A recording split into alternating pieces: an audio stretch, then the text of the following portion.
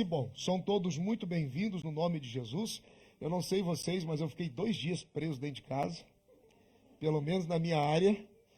Fazia tempo que eu não via a neve chegar na metade da porta tão rápido.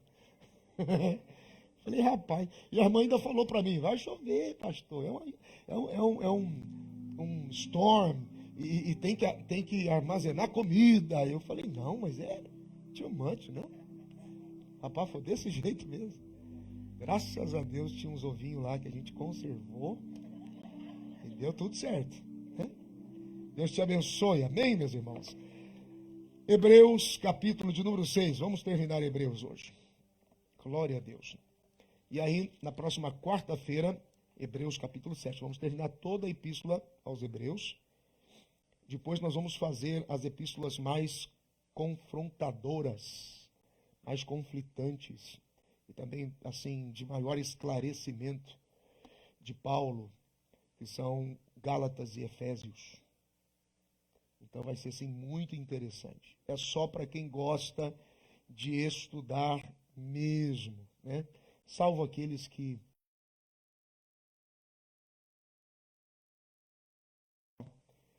então eu lamento os que não podem estar presentes, né? Nada se compara a você estar aqui. Pela internet funciona? Funciona, mas você recebe informação. Mas aqui você presta um culto, porque esse serviço de culto, você precisa ter gente que você compartilha, que existe um ambiente mútuo de fé e de concordância. Então, obrigado você que veio, mas quando pegar Gálatas e Efésios vai ser só, mas é só para crente, maduro, crente assim, pá, entendeu? Nem mole não vem não, né? E vamos lá. Hebreus capítulo 6, vamos terminar? Vamos, versículo 9, tá? E hoje a gente termina, tá bom? Hebreus capítulo de número 6, versículo de número 9.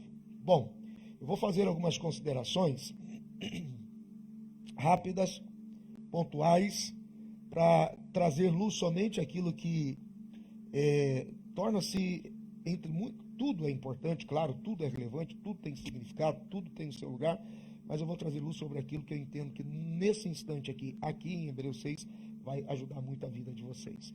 Hebreus capítulo 6, versículo 9. Mas de vós, ó amados, esperamos coisas melhores e coisas que acompanham a salvação, ainda que assim falamos.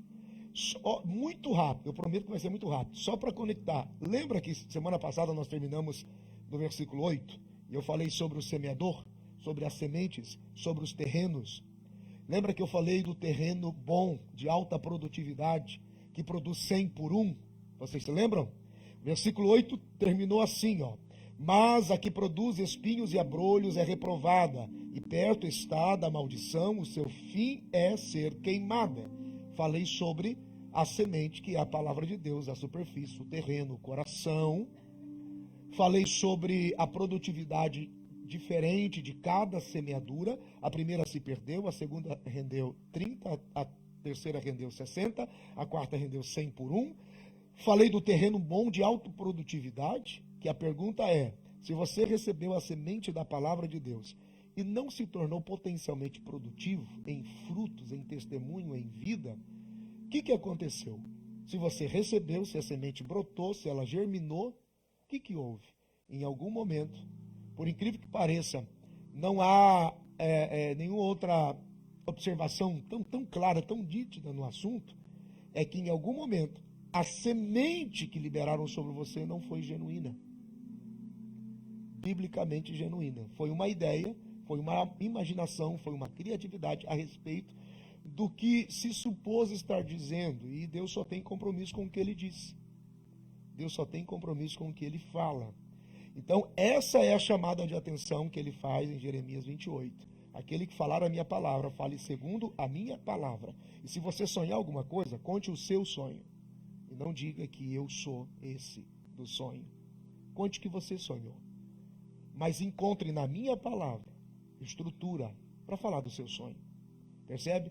Então muita gente ficou movido por profecia, por revelação, por visão, por intuição, por qualquer outra coisa que não seja exatamente a palavra de Deus. Então, infelizmente, abrolhos, ou a não produtividade, ou a baixa produtividade, tá? Então no versículo 9, mas agora, o que se espera de vocês que alcançaram salvação, que a semente foi boa e a terra foi boa, o que se espera de vocês, o que esperamos de vocês são coisas melhores, que acompanham a salvação, ainda que assim falamos. Então, todo o processo de salvação, ele é acompanhado por aspectos da própria salvação, por dons e por habilidades de graça e poder de Deus, que é essa habilidade de podermos fluir nos ministérios e nos dons que o Senhor nos confiou. Então, todo o processo de salvação, ele precisa ser confirmado e ele precisa ser testemunhado. É preciso ver. Então, é preciso se compreender que houve um novo nascimento. Então, quando nós, à semelhança de Cristo, no batismo das águas, somos sepultados, ao sair de lá, ressuscitamos com Ele para uma nova vida. Então, alguns entram em conflito, por quê? Porque Ele já nos perdoou. Quando eu falo isso, as pessoas dizem, pastor, não estou entendendo, peraí. Algumas pessoas dizem assim, não, a graça é de graça, mas custou um preço, mas não foi você quem pagou. Então, para com esse negócio de que você tem que fazer alguma coisa para ser merecedor do favor. Isso é conversa. Aí tem gente que vai lá no Apocalipse e diz, não, cuidado com a ira do Cordeiro, mas a ira do Cordeiro é para aqueles que desprezaram a graça. Inclusive, você não perde a salvação. Se você quer uma linguagem mais forte, você não vai para o inferno porque você peca. Você não perde a salvação porque você peca. Você perde a salvação porque você negligencia a graça. Porque você despreza a graça. Porque você despreza o plano de salvação, o processo de Deus de reconciliação. Percebe? Porque já estamos condenados. Romanos 3:23, todos pecaram e destituídos estão da glória de Deus. Então, tecnicamente, espiritualmente, só basta cair. É só cair, meu brother. Então não tem mais. Então, na verdade, assim como Paulo escreve aos Romanos capítulo 6, continuaríamos nós pecando para que a graça fosse abundante? De maneira nenhuma, porque o pecado não tem poder de gerar, de produzir graça. Então não tem nada que você faça mais. Aí alguns religiosos estão entendendo que a igreja está vivendo um tempo de salvação, com grande expressão e significado. Então tem muita gente assustada. Porque antigamente o processo de salvação precisava ter uma aparência e um juízo visível baseado em usos e costumes. Então a pessoa, no processo de salvação, então você aceitou a Jesus, agora você usa um terno, uma gravata, uma Bíblia grande, agora você é estranho para as pessoas. Porque tem gente que quando estava no mundo, ele era gente boa para todo mundo. Vou falar aquela expressão antiga, aí ele virou crente. Ele virou um cara insuportável. Terrível de se relacionar com esse indivíduo. Sendo que a graça de Deus em nós tem que nos fazer melhores e não piores. Você está entendendo a confusão? Então tira esse negócio da cabeça, esqueça disso, preste atenção, não há nada que você faça a mais. Não adianta. Mas porque a graça é de graça, mas custou um preço, mas não foi você quem pagou. Assim como você não vai fazer nada para aumentar essa graça. Então, espera-se de vocês coisas melhores a respeito da salvação, confirmando essa salvação com testemunho, através de quê? Sinais, dons de Deus que fluem, habilidade de Deus que flui através de nós, poder e habilidade para ministrar e para repartir com a igreja e com os demais. Porque quando a Bíblia diz em Atos capítulo 2, recebereis poder ao descer sobre vós o Espírito Santo e ser-me-eis testemunhas. Esse recebimento de poder, a teologia tradicional, convencional, ela explica esse poder como dunamis, dinamite. Então, o que processa, o que ativa ou o que explode. Mas a palavra poder é habilidade para. Então, eu vou revestir, vou enchê-los, vou dar habilidade para que vocês fluam em sinais, para que vocês fluam em dons, para que vocês desfrutem e desenvolvam habilidades. E isso vai ser o testemunho de que a salvação está ativa em vocês. Aí no versículo 10, porque Deus não é injusto para se esquecer da vossa obra.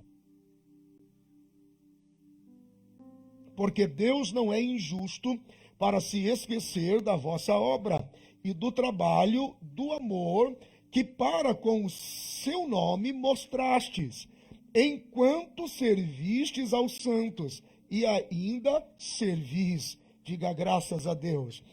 Esse texto está dizendo o seguinte, que ninguém pode servir a Deus sem servir uma pessoa. Ninguém pode servir a Deus sem servir a alguém. Ninguém pode servir a Deus sem servir aos santos, sem servir aqueles que com eles, ou que com ele caminha, segue, existe como igreja. São os dois grandes mandamentos. Jesus conecta os dois. Ele dá um para os judeus. Senhor, qual é o grande mandamento? Amai a Deus sobre todas as coisas. E agora? Agora eu tenho um para toda a congregação dos gentios. E é o próximo como a ti mesmo. Ok? Então, todo o nosso relacionamento se baseia, todo o nosso relacionamento de honra, generosidade com Deus se baseia na honra e no serviço e na generosidade para com as pessoas. E Deus tem memória para isso. Ele não esquece de todo o amor e serviço demonstrado às pessoas. Porque tudo que fazemos em nome dele receberá a recompensa dele. O nosso chamado vai além da perseverança, vai além do fervor. Ele vai muito mais pela graça em amor com que servimos as pessoas. E Deus nos garante que Ele será responsável em nos recompensar pelo serviço para com os santos. Então vamos aqui, vamos conectar o 10, o 11 e o 12. Versículo 10, porque Deus não é injusto para se esquecer da vossa obra e do trabalho do amor que para com o seu nome mostrastes, enquanto serviste os santos. Versículo 11, mas desejamos que cada um de vós mostre o mesmo cuidado para a completa certeza da esperança até o fim. Porque esses três elementos aqui precisam estar ativos em nós enquanto nós servimos os santos em amor. Quais são esses elementos? A fé, a esperança e o amor. Ou posso somar a fé, a esperança, a paciência e o amor. Então, até o fim. Veja que ele está dizendo o seguinte, não é no começo, não é só no meio. E não é quando o fim está chegando, mas desde o momento, porque você tem que ir conectando os versículos. O versículo 9 está dizendo, mas vocês que receberam a salvação, esperamos coisas melhores como o quê? Servir uns aos outros em amor, porque Deus os recompensará, o vosso amor e a vossa obra por todos os santos, e Deus os recompensará, versículo 11, porque vocês vão mostrar paciência, fé, esperança, constância, amor, até o fim, até o final. Versículo 12, para que vos não façais negligentes, mas sejais imitadores dos que pela fé e paciência herdam as promessas. Isso é fantástico. Você pode dizer graças a Deus por isso? Aleluia! Veja que Deus está ministrando em nós. Nós somos desafiados a confiar, somos desafiados a acreditar que toda a garantia de recompensa e favor virá do próprio Deus. Algumas pessoas eu respeito muito, gosto, eu acredito, não tenho dificuldade. Se você está exercitando a sua fé, se está te fazendo bem, cultos de campanha, por exemplo, 7 quinta-feira, 8 quinta-feira, 10 quinta-feira, eu já fiz muito culto de campanha. Mas no fundo, você quer realmente atrair a atenção de Deus para alguma coisa que você precisa, para alguma área da sua vida, comece a ajudar as pessoas. Comece a se importar com as pessoas. Comece a se tornar a resposta de Deus, porque nós somos a resposta de Deus para a vida de alguém. Comece a se importar com famílias, com pessoas. Comece a conversar com pessoas que você nunca conversou. Comece a perguntar a necessidade deles. Comece a se importar. O que é que eu posso fazer? De que forma eu posso fazer? De que forma eu posso te ajudar? Como é que eu posso, na verdade, me tornar bênção de Deus para a sua vida? Porque a Bíblia diz que Ele é generoso em nos recompensar em toda obra feita em amor por todos os santos que estão conosco. Com paciência, com fé, com esperança, até o final. Se acredita nisso, diga graças a Deus. Bendito seja o nome do Senhor. Vamos um pouquinho agora no versículo 13. Porque quando Deus fez a promessa a Abraão, e esse aqui é um versículo importante a partir de agora, porque quando Deus fez a promessa a Abraão, como não tinha outro maior por quem jurasse, jurou por si mesmo. Veja que Deus é a garantia por tudo isso. Qual é a garantia que o Senhor dá de que se eu servir as pessoas e me tornar uma bênção para a vida dos meus irmãos, qual é a garantia, qual é a certeza que o Senhor me dá, qual é a prova de que o Senhor me dá de que vai valer a pena e no final ainda vou ser recompensado? Ele diz, a prova sou eu, a garantia sou eu. Eu sou o avalista dessa sua paciência em servir as pessoas. Versículo 13, porque quando Deus fez a promessa a Abraão, como não tinha outro maior por quem jurasse, jurou por si mesmo, dizendo, certamente, abençoando te abençoarei, e multiplicando te multiplicarei.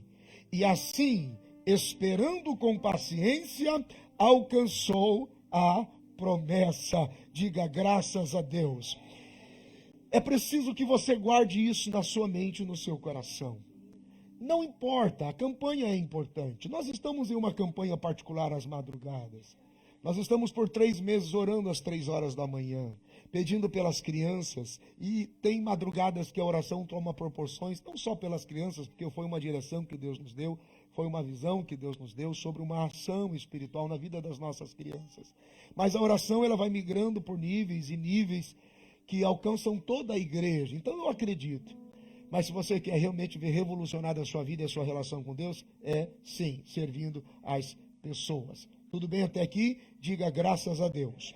Ok. Agora eu preciso considerar algumas coisas aqui estrategicamente dos versos 13 a 15. 13 a 15. Eu vou lê-los novamente. Preste atenção.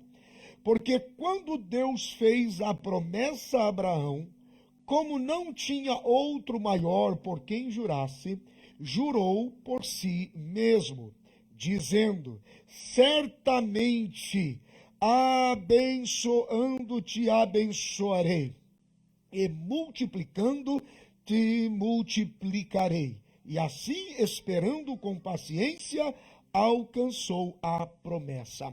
Para entendermos isso aqui, a promessa de Deus, que Deus foi o próprio aval, nós precisamos ir lá no livro do Gênesis agora. Livro do Gênesis, capítulo de número 15. Só para você entender como tudo está conectado. Como Deus está no controle absoluto de todas as coisas. A base do nosso relacionamento com Deus é confiança. O justo vive pela fé. Essa esperança sobrenatural que nós temos de seguir, de fluir, de ir adiante. Então, é a certeza, é o firme fundamento das coisas que você não vê, mas você espera. Então, vamos entender essa promessa feita a Abraão. Gênesis, capítulo de número 15. Vamos destacar aqui versículos 4 e 5. Gênesis 15, versículos 4 e 5 primeiro. Se bem que a gente pode ir adiante. Vamos lá, a partir do versículo 4. E eis que veio a palavra do Senhor a Abraão, dizendo, este não será o teu herdeiro, mas aquele de quem as tuas entranhas saírem, este será o teu herdeiro. Abraão está sendo animado, ele está sendo renovado, fortalecido na fé. Versículo 5. Então o levou fora e disse, olhe agora para os céus e conta as estrelas se as podes contar. E disse-lhe, assim será a tua descendência. ele começa a ter um vislumbre, porque Abraão está sendo envolvido em um nível de revelação que que o posiciona a 400 anos na frente. Então eu quero dizer uma coisa a todos os pais que estão aqui. A partir do momento que você gera filhos, a partir do momento que Deus te dá filhos, curiosamente, é que, infelizmente, alguns não atentaram para isso. Mas toda a sua movimentação já não tem mais a ver com você. Tem tudo a ver com eles. Tem tudo a ver com os filhos. Às vezes você diz assim, pai, eu não entendo, o que está acontecendo comigo? Deus está movendo os seus filhos, mas usando você nessa movimentação. E ele disse para Abraão, vou passar por você, vai ser por seu intermédio, mas eu vou abençoar a tua geração. Eu vou abençoar a tua descendência. Eu vou abençoar os teus filhos. Eu vou abençoar aqueles que vão fluir de você. E quando você entende isso, você começa a ter paz em relação a algumas coisas. O que eu estou fazendo? O que está acontecendo comigo? O que Deus está fazendo comigo? O Senhor está te usando como canal para mover seus filhos. E agora o Senhor diz para Abraão assim, presta atenção que será grande a tua descendência. Será poderosa a tua descendência, e ele começa a ter uma visão de 400 anos na frente. Ele acredita, ele crê. Versículo 6 diz que isso lhe é imputado por justiça. Quando a gente falar sobre Melquisedeque, a gente volta nesse particular. E disse-lhe mais, eu sou o Senhor que te tirei de Ur dos Caldeus para dar-te a ti esta terra para herdá-la. E disse ele, Senhor, como é que isso vai funcionar? Como que eu vou saber que hei de herdar? Como que eu vou herdá-la? Versículo 9. E disse-lhe, toma-me uma bezerra de 3 anos, e uma cabra de 3 anos, e um carneiro de 3 anos, uma rolinha e um pombinho. Trouxe-lhe todos estes e partiu-os pelo meio, e pôs cada parte deles em frente uma da outra. Mas as aves não partiu, e as aves desciam sobre cadáveres. Abraão, porém, os enxotava, porque eram aves de rapinas que atormentavam o sacrifício. E pondo-se o sol, um profundo sono caiu sobre Abraão. E eis que grande espanto e grande escuridão caiu sobre ele. Então disse a Abraão, saibas de certo que peregrina será a tua descendência. Olha só a visão, 400 anos. Que peregrina será a tua descendência em terra alheia, e será reduzida à escravidão, e será afligida por 400 anos. Mas também eu julgarei a nação a qual ela tem de servir, e depois sairá com grande riqueza. E tu irás a teus pais em paz, e em boa velhice será sepultado. E a 4ª geração tornará para cá, porque a medida da injustiça dos amorreus não está ainda cheia. Diga graças a Deus. Quando Abraão diz assim, Senhor, o propósito é muito grande, a chamada é muito grande, como que isso vai acontecer? Então o Senhor diz, prepara para mim um sacrifício, e eu quero que você guarde isso na sua mente e no seu coração. Todas as vezes que você receber de Deus um propósito claro e ele se tornar claro e evidente, um chamado, um dom, tudo aquilo que se tornar específico de Deus para a sua vida. Todas as vezes que você recebe um propósito de Deus, você precisa nivelar o seu altar e o seu sacrifício ao nível do propósito. O seu sacrifício tem que ser nivelado ao nível do propósito. É por isso que a sua unção pessoal nunca pode ser inferior à unção do seu, da sua função, a unção da sua posição em Deus como ministro, como quem serve em área específica. Você tem uma função em Deus. A sua unção não pode ser menor que a função que você tem em Deus. Porque se ela for menor, o peso da unção, da função que você exerce vai esmagar você. Você tem que nivelar a sua unção pessoal ao nível da unção da função que você tem. E acredite, eu sei do que eu estou falando. Se você não igualar, se em algum momento você se descuidar, o peso dela será insuportável. Você precisa nivelar. Então, às vezes, para ministrar por 55 minutos, são horas lendo, são horas estudando, são semanas jejuando, são madrugadas buscando, é insônia, é uma intranquilidade na alma, é a responsabilidade das famílias, é o compromisso de Deus, é a exposição da nossa humanidade.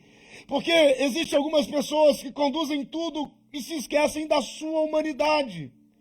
Então você precisa ir nivelando a sua unção pessoal, nivelando a sua unção pessoal, para estar o nível da função que você está tentando exercer diante de Deus. Unção é habilidade. Então quem toque, toque bem. Quem cante, cante bem. Quem pregue, pregue bem. Quem faz, faça bem. Então você tem que nivelar, nivelar, nivelar. Ele está dizendo, Senhor, como é que eu vou entender essa dimensão de uma geração tão grande como a areia e como as estrelas? 400 anos na frente, ele prepara um sacrifício. E ali naquele sacrifício diz a Bíblia que ele coloca um novilho de 3 anos, ele coloca uma cabra de 3 anos, ele coloca um carneiro de 3 anos, não é um cordeiro. Cordeiro até 24 meses. Depois de 24 meses, deixa de ser cordeiro, passa a ser carneiro. O sacrifício de Abraão. Quando Abraão está subindo com Isaac, eles estão subindo e o menino pergunta, onde está o cordeiro? E o pai diz assim, Deus vai preparar para si o cordeiro. Mas quando eles chegam lá no alto do monte para o sacrifício, a Bíblia diz que havia um carneiro de chifres amarrado no arbusto.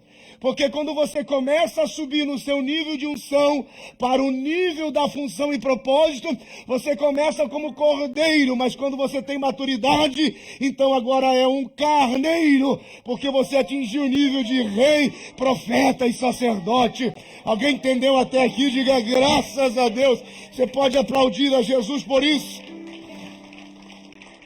Escute os elementos, veja. Um novilho de 3 anos, uma cabra de 3 anos, um carneiro de 3 anos, uma rolinha e uma pombinha. Perceba, 3, 3, 3, e depois nós temos no versículo 16 a 4ª geração que vai tornar. Então o que nós temos aqui prefigurado? Toda a trajetória de Cristo em seus 3 anos de ministério, e tudo aquilo que ele passou a representar na cruz, porque na cruz ele une 2 povos, judeus e gentios. Então, até o carneiro, a novilha, a cabra e o carneiro são divididos e separados, porque temos a antiga aliança e a nova aliança. Temos um povo judeu e temos um povo gentio. Temos os que eram seus, mas os seus não receberam, mas todos os que o receberam foram-lhes dados o direito de serem feitos filhos de Deus. Em Abraão, pela fé, nos tornamos filhos também. Estamos conectados ali. Então há 2 tempos, e isso envolve geração. Os animais, a rolinha e a pombinha, não foram mortos e nem despedaçados, porque representam a oferta do pobre ao rico, mas também representam a ação do Espírito Santo, que é indivisível e não se reparte, porque ele agiu na antiga aliança e agiu na nova aliança, e ele é o mesmo em todos. Você entendeu até aqui? Diga graças a Deus. Quantos podem glorificar a Jesus? Tudo isso se trata de geração, então eu quero que você se prepare, porque eu estou profetizando na sua vida, eu estou profetizando sobre os seus filhos, eu estou profetizando sobre a sua casa e em especial, eu estou profetizando sobre os seus filhos, eu estou profetizando sobre a sua família.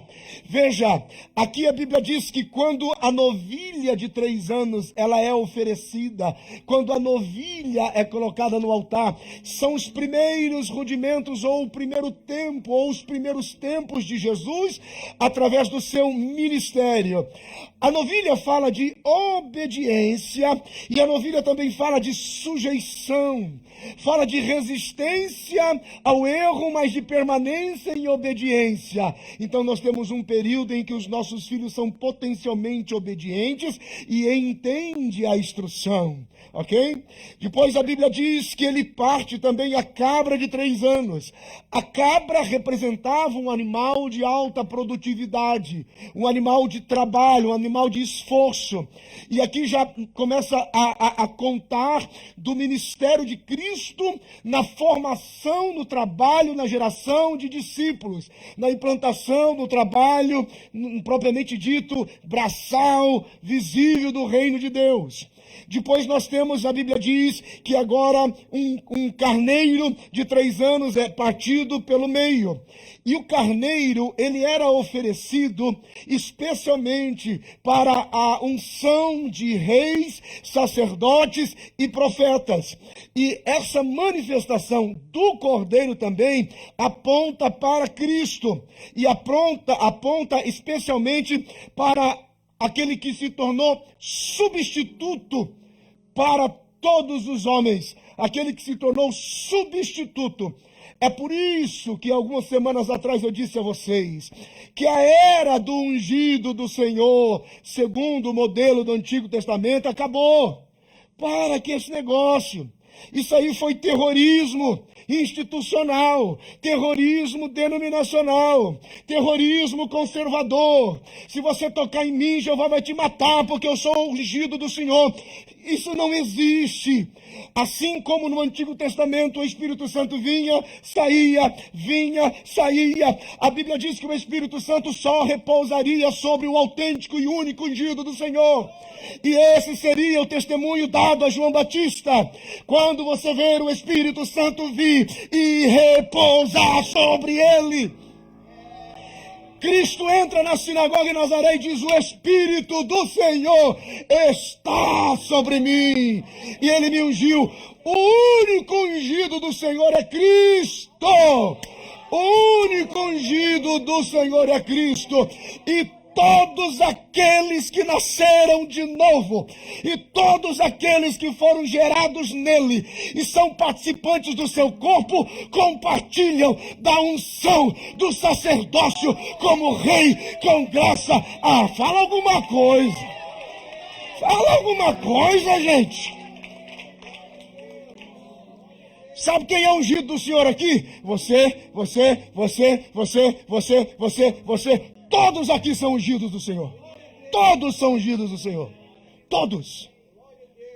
Quando você tiver essa consciência, você nunca mais vai entrar na sua casa do mesmo jeito. Você vai entrar na sua casa como ungido do Senhor, porque você compartilha da unção dele, do corpo dele. E aí você vai ministrar sobre a sua casa, vai ministrar sobre a sua família, vai ministrar sobre a sua companhia, vai ministrar sobre os seus negócios, vai ministrar com autoridade, meu Deus do céu. Você está entendendo isso? Diga glória a Deus.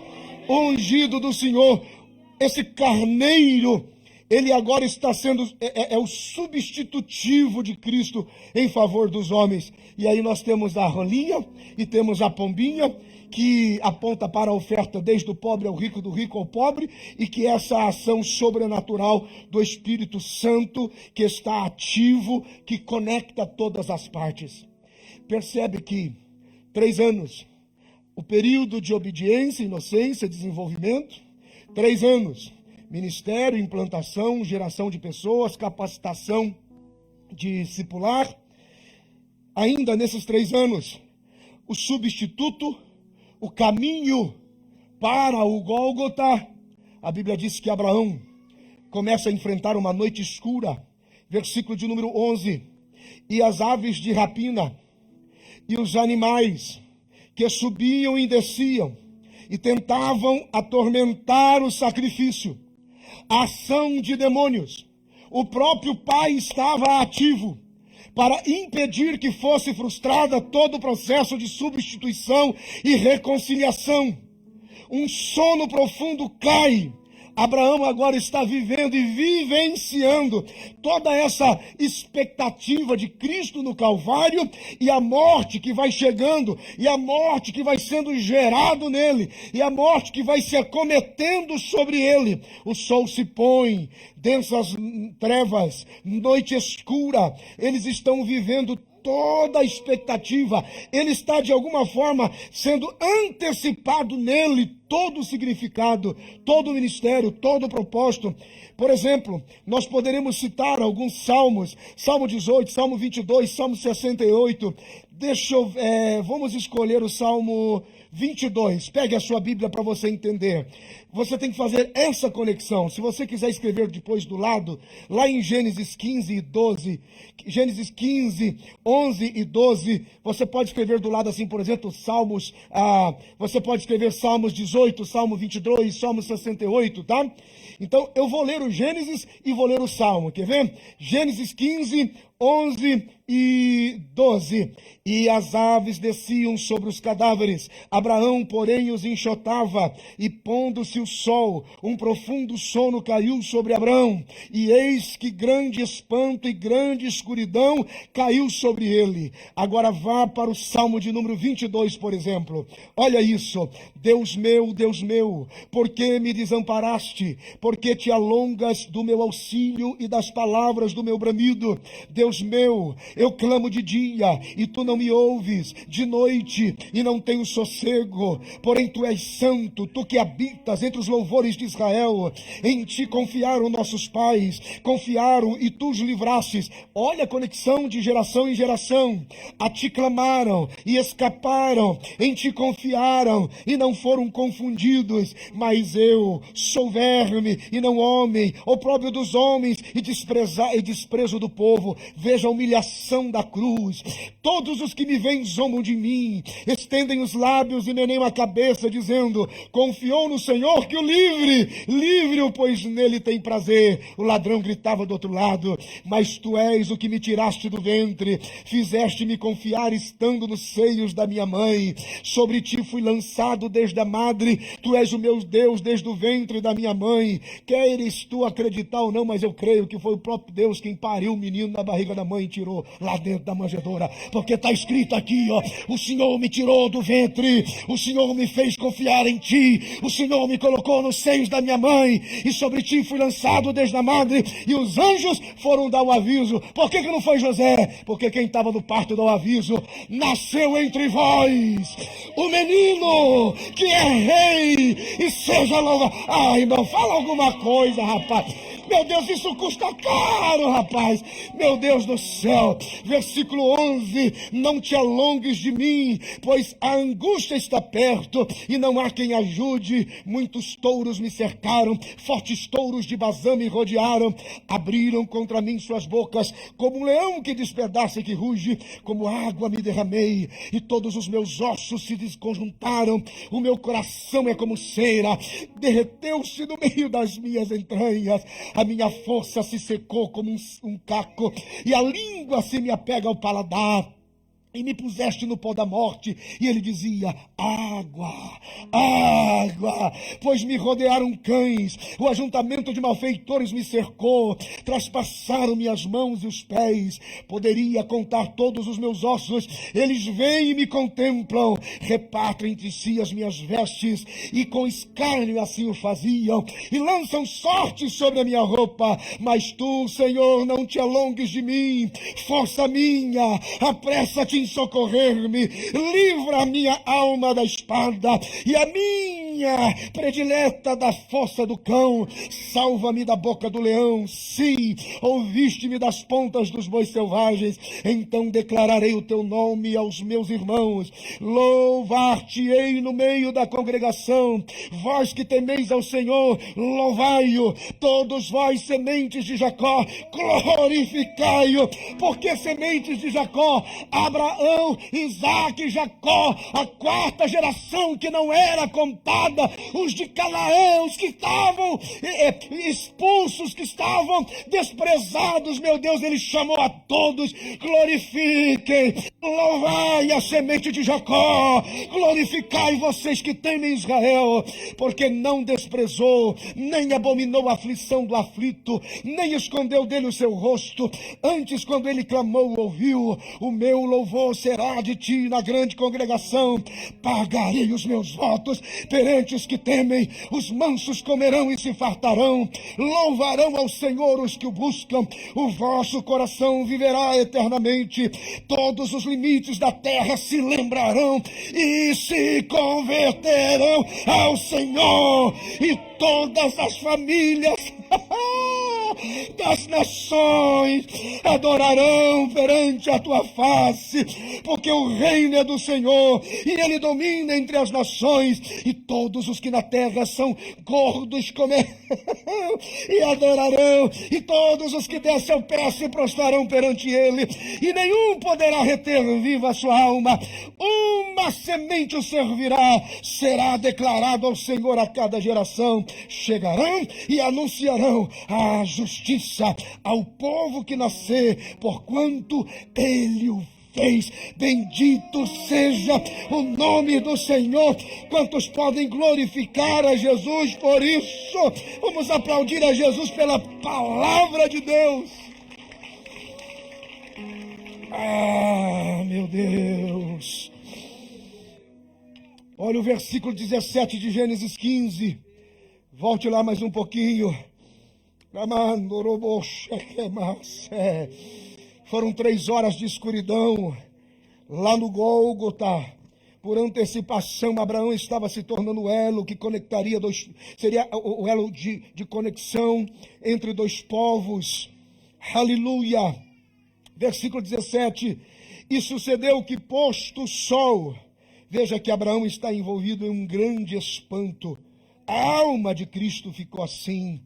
Posto o sol, houve escuridão, e eis um forno de fumaça, e uma tocha de fogo, que passou por aquelas metades. Naquele mesmo dia fez o Senhor uma aliança com Abraão, dizendo: a tua descendência tenho dado esta terra, desde o rio do Egito até o grande rio Eufrates, o Queneu, o Quenezeu, o Cadmoneu, o Eteu, o Perizeu, os Refaíns, e o Amorreu, e o Cananeu, e o Girgazeu, e o Jebuseu, e disse: eu estou te dando, Abraão, faço uma aliança contigo. Você pode dizer graças a Deus. Enquanto o diabo usa os teus inimigos, enquanto o diabo toma a mente dos inimigos da tua casa, da tua família, dos teus filhos, preparando uma taça de dor e vergonha, Deus nos prepara para vencer durante as noites mais escuras.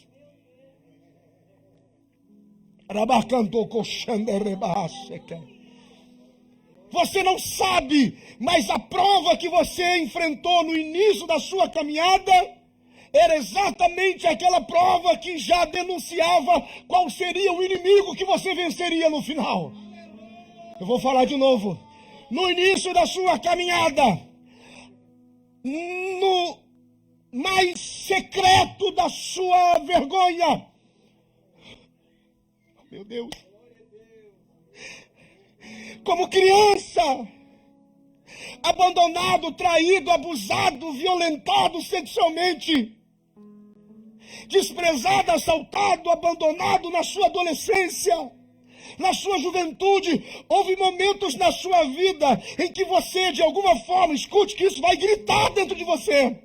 Em algum momento, você experimentou pelo menos a ideia do que seria o teu grande inimigo lá no final, e a sua última grande batalha. Não estou entendendo, pastor. Quando o Espírito do Senhor, quando o Espírito de Deus leva Jesus para o deserto, ele está no deserto por 40 dias e ele enfrenta quem? O diabo pela tentação. Estava principiado que aquele momento de tentação por Satanás já apontava qual seria o inimigo que ele venceria no final. O mesmo Satanás que o tentou no começo foi destruído no final. Oh, meu Deus do céu! Não. Você não está entendendo. O diabo não vai colocar as mãos na sua casa. Ele não vai colocar as mãos sobre os seus filhos, porque o final das coisas é melhor do que o começo delas. Quantos podem adorar a Jesus por isso? Geralmente, quando a gente aconselha alguém que tem algum problema depois na fase adulta, pastor, por que eu estou passando por isso? Faça um pouquinho a sua mente.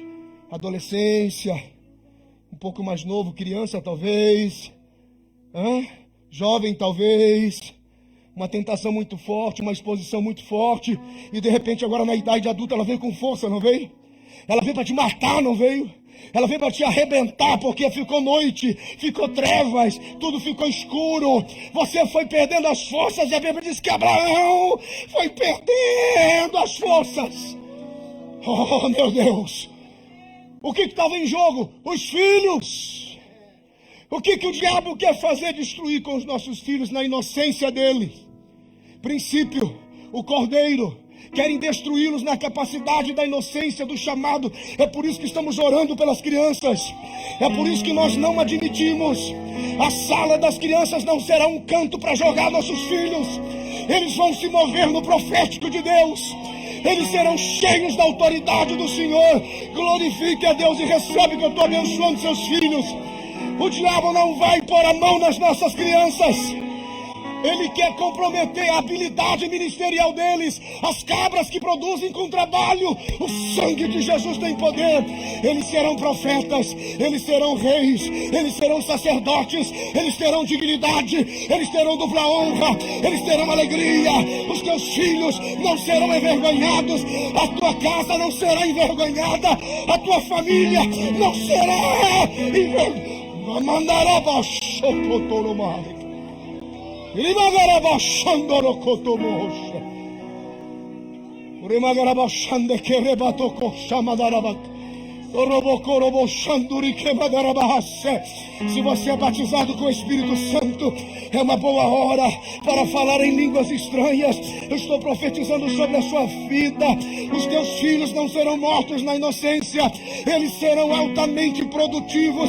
Eu profetizo produtividade, inteligência, capacidade, graça de Deus, habilidade de Deus, honra, sacerdócio. Ei! Rabacandorobosha. E vou dizer de novo: não vem com cultinho fraco, não. Porque se a promessa é grande, nivela esse culto à altura da promessa. Rabacandarabachandocotorobosh. Nivela a altura da promessa. E qual é a garantia? Disse Deus: eu serei o meu aval. Eu juro por mim. Como é que é isso, pastor? A Bíblia diz, versículo 17, Gênesis 15: e sucedeu que o sol se pôs. Não é assim, irmão? Escuridão, não é? Trevas, pastor, é noite escura. Só não está entendendo, é noite escura. De repente uma tocha de fogo passa entre as metades. A história diz, Levíticos narra, e a história sustenta o seguinte: que quando duas pessoas faziam um acordo, Ok? Eles tinham que apresentar cada um seu penhor de segurança, de prova. Então, olha, eu estou colocando isso no nosso compromisso, no nosso contrato. Aí vinha eu de lá para cá e disse, eu estou oferecendo isso. Deus diz assim, o meu negócio contigo não é nem você quem põe, eu ponho tudo. Eu divido em 2 tempos, porque a cada tempo, antiga e nova aliança, eu tenho o meu povo. Sabe o que a regra do acordo determinava? Que o acordante de maior força e capacidade de caneta deveria passar entre o sacrifício. Você não está entendendo? E a passagem pelo meio dizia assim, ó, se alguma coisa que dá errada, eu assumo a culpa de tudo. Se alguma coisa que dá errado, eu assumo a culpa de tudo. Quando Abraão diz, Senhor, qual é a garantia que eu tenho? Lá vem o fogo de Deus passando no meio do sacrifício. E Deus vai passando. E o Epístola aos Hebreus escreve dizendo, eu juro, Abraão, por mim, que vou cumprir na tua vida o propósito que eu fiz. Quantos têm uma promessa de Deus e acreditam em milagres? Oh,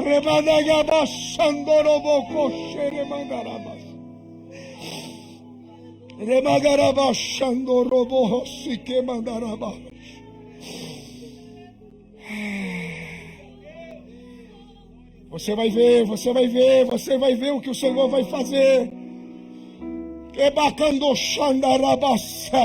Ele que está dizendo, eu estou dando a garantia que vai dar certo a sua casa e a sua descendência. Você é semente de Deus, semente boa, em terra boa. Diga glória a Deus por isso. Aleluia. Coloque a mão direita no seu coração, feche os teus olhos. Coloque a mão direita no seu coração, feche os teus olhos.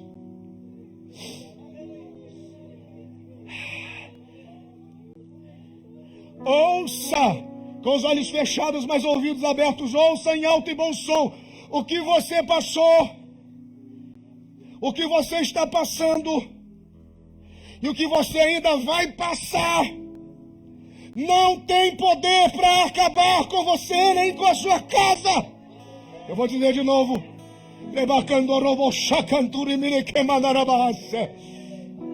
O que você passou, o que você está passando e o que você ainda vai passar não vai destruir você, não vai acabar com você, não vai deter você, não vai deter sua casa. O que está acontecendo comigo, pastor? Deus vai se revelar através de você. Deus vai se revelar através de você. E aquilo que para você foi o seu maior inimigo no começo, é ele que você vai vencer agora no final. E eu tenho uma palavra de Deus para você. As guerras que você vence hoje, os teus filhos não lutarão amanhã. Assim diz o Senhor. Quantos podem aplaudir a Jesus?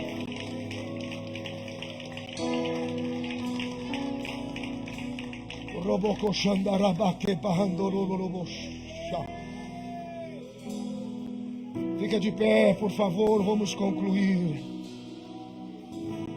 E então, encerramos Hebreus capítulo 6, versículo 16. Porque os homens certamente juram por alguém superior a eles, e o juramento para a confirmação é para eles, a fim de toda contenda. Por isso, querendo Deus mostrar mais abundantemente a imutabilidade do seu conselho aos herdeiros da promessa, se interpôs com juramento, para que por 2 coisas imutáveis, percebem? 2 partes, nas quais é impossível que Deus minta, tenhamos a firme consolação.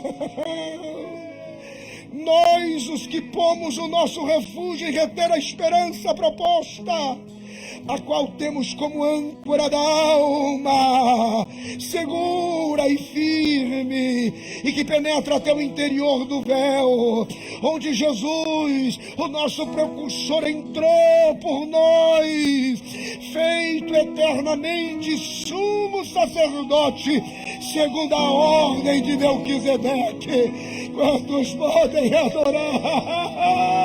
O que fazer quando ele vem? Ele mandou no Mochandaraba. Rimanaraba Xandaraba Cotorobo.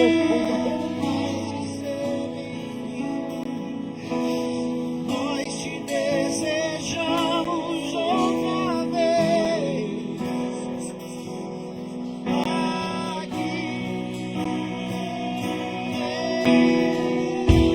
O que dizer, o que fazer quando ele vem?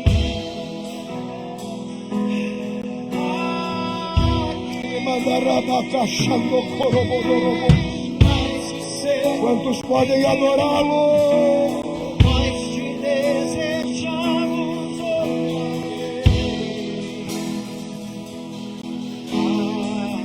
vez. Mandaraba Cochandaraba.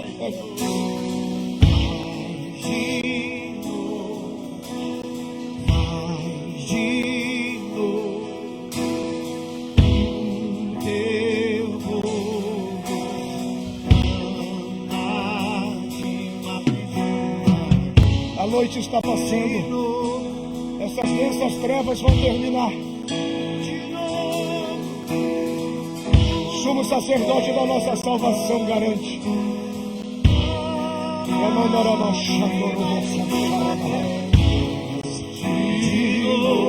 Mais uma vez, eu vou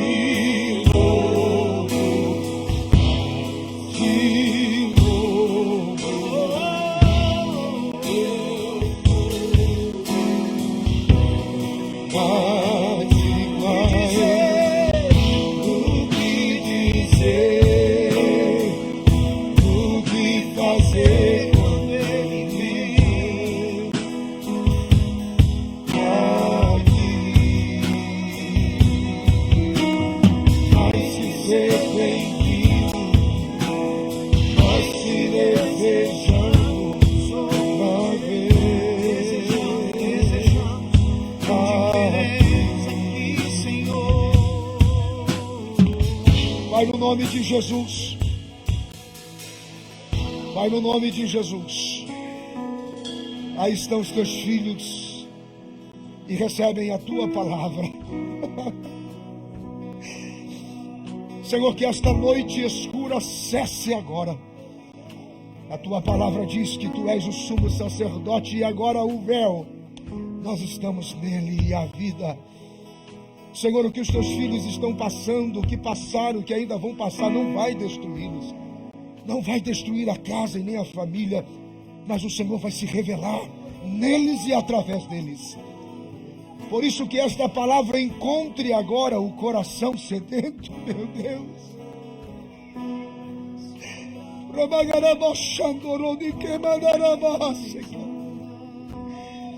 Satanás, tu perdeste mais uma vez esta noite. Tu não vai destruir os teus filhos. O sangue de Jesus tem poder sobre a vida dos teus filhos. A alegria está de volta, o ânimo está de volta. Receba a paz de volta, receba a graça de volta. Em nome de Jesus. Diga graças a Deus. Antes de você voltar para o seu lugar, abrace alguém do seu lado e diga: Ele está aqui. Diga: e eu consigo sentir paz.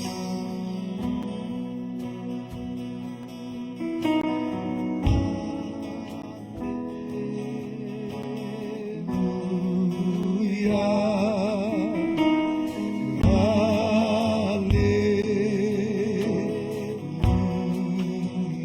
Cante aleluia.